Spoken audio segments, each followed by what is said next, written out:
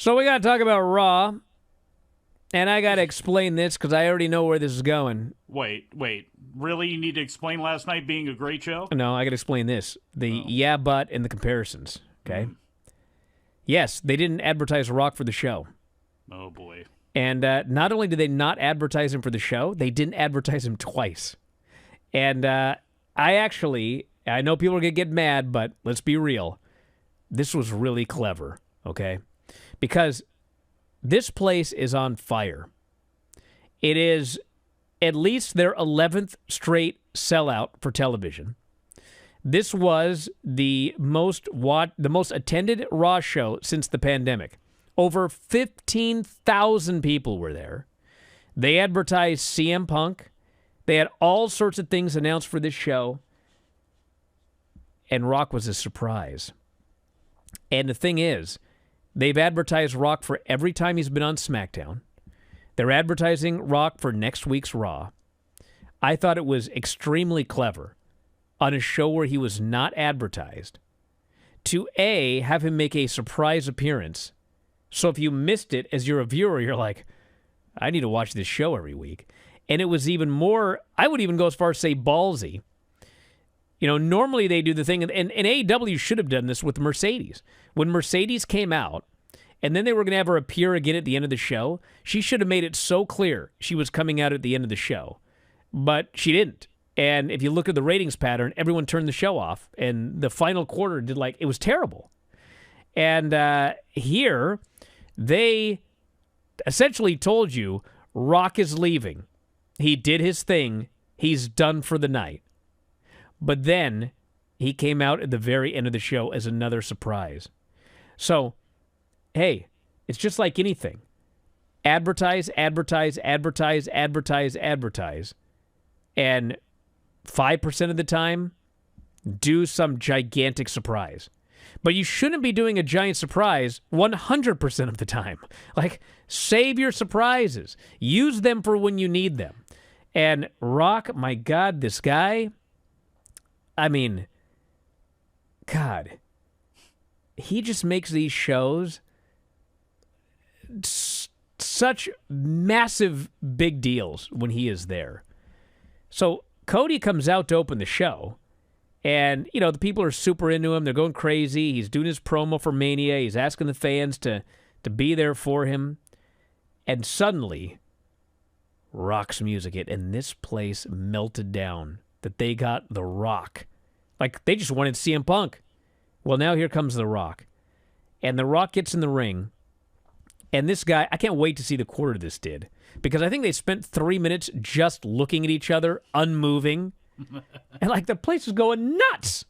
And so finally Rock puts his hands behind his back, and he gets in close, and he says something we can't hear. And Cody's like, what? And Rock smiles, and he walks away. And so throughout the show, like first they interview Rock. He says, ask Cody. Later they ask Cody. Cody says, doesn't matter. He's not going to be able to make it. And so for those of you wondering, because I did read his lips,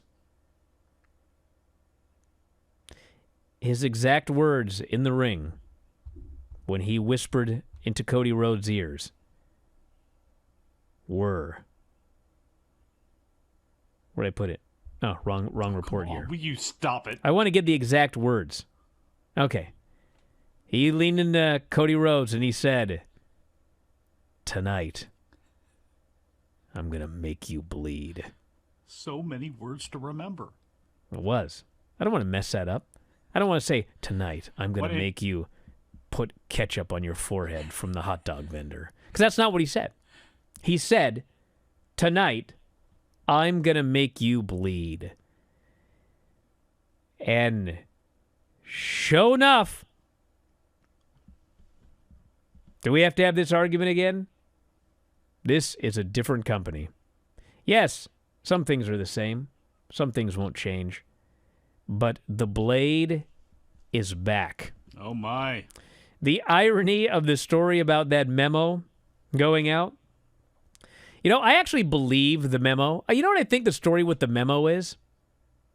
I think the story with the memo is they don't want you to swear unless it's pre-approved.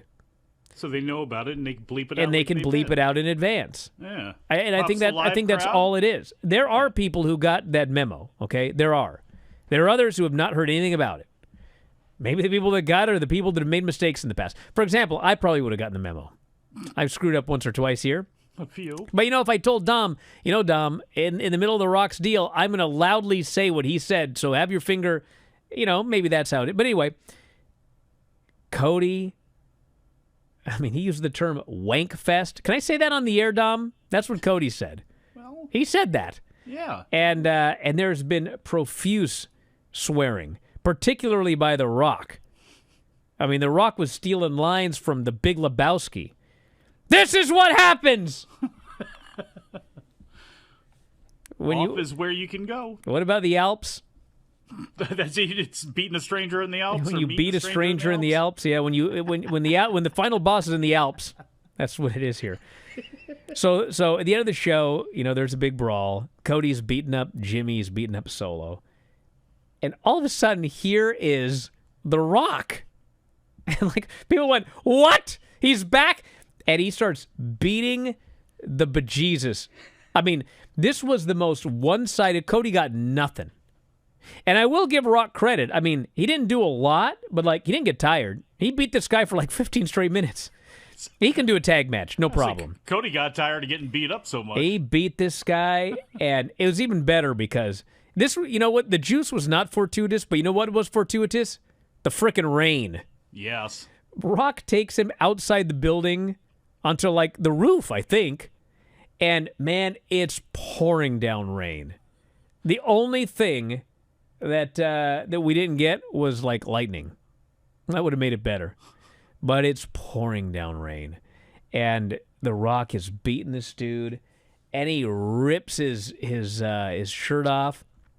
And Cody's, just getting drenched. And then, Rock talks about the prophecy coming true, which was the line earlier. Tonight, I will make you bleed.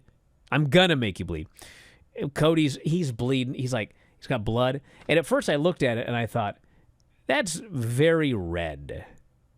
I think that's stage blood. But then Rock comes up to him and he starts smearing the blood and he's putting it all over his weight belt. And the more he spears, the more blood comes out. I was like, nope, he cut himself wide open. This was the time of his life. Make it good. And he beats this guy, and he cuts a promo on him, and he cuts a promo on Mama Rhodes. Your daddy talked about hard times. He doesn't know about hard times, but you're going to know about hard times, boy. The Rock is going to learn you about hard times. And then he says, this is what happens with the final boss, which they bleeped out. And, God, this Rock. The Rock on Friday said he was going to leave, or 2 Fridays ago, said to Cody's mama, I'm going to put blood on this weight belt. It's going to be filled with your son's, piss and blood. And that's exactly what was laid up upon that belt that Rock took off to show to everybody. It was a incredible finish to the show. It really was. Yeah, this was awesome. What a great show. Look. The show really was quite great. Yes. Surprise appearances. There was chaotic energy. There were viral moments like you had with Becky punching Dom. You had cheeky insider stuff between Drew and Punk and Becky and Rhea. You had actual wrestling. A lot of times when you get all this other stuff, you don't get wrestling. We had Reed and Sami Zayn went through a break. Andrade and Vinci went through a break. That was good. JD and Ricochet was really good.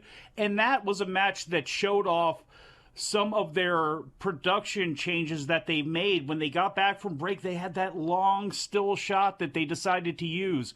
And it can't be said enough how much the production has gotten better. So when you include all the subtlety of Paul and Drew talking in the background that a lot of people didn't notice, when you look at the melodrama between a lot of the stuff that went on, it really was a great Raw episode. It really was. Well, the other thing that we got to talk about is this. We don't have time to talk about it. The CM Punk, Seth Rollins, Drew McIntyre segment, which I watched that, and by the time it was over, I thought, that had to be 45 minutes. And so I went back, and it was actually only 23 minutes. But it went, I don't know how long it was supposed to go, but it went way longer than it was supposed to go. They were drastically cutting throughout the rest of that hour to get things back on track.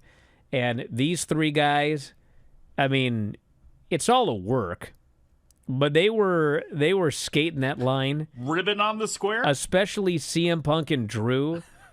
I almost think that the two of them were like, let's just go out there, and they were trolling each other hardcore.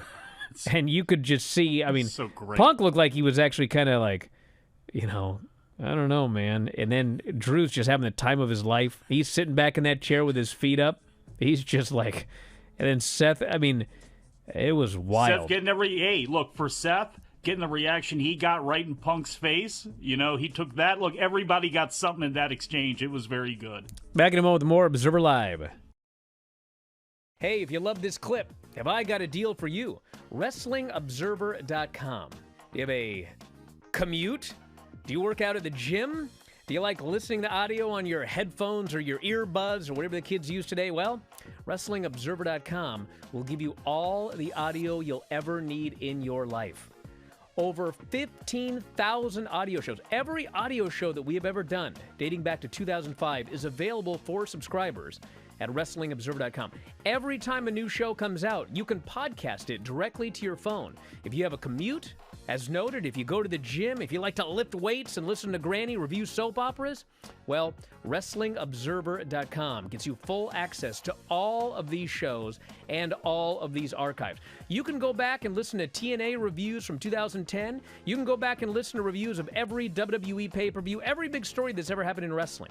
You can get access to that at WrestlingObserver.com. Plus, full access to the Wrestling Observer newsletter every week. 40,000 words of news and information in pro wrestling. Why get all your scoops off Reddit, which aren't even accurate most of the time? Go right to the source, the Wrestling Observer newsletter. You also get Observer archives dating back to 1990. So check it out today. Thousands of issues of the Wrestling Observer newsletter. Tens of thousands of hours of audio. All for $12.99 per month or as low as $9.99 if you sign up for a year. You'll never run out of audio if you subscribe to WrestlingObserver.com. So head up there, check it out today, and I'll talk to you again after a while.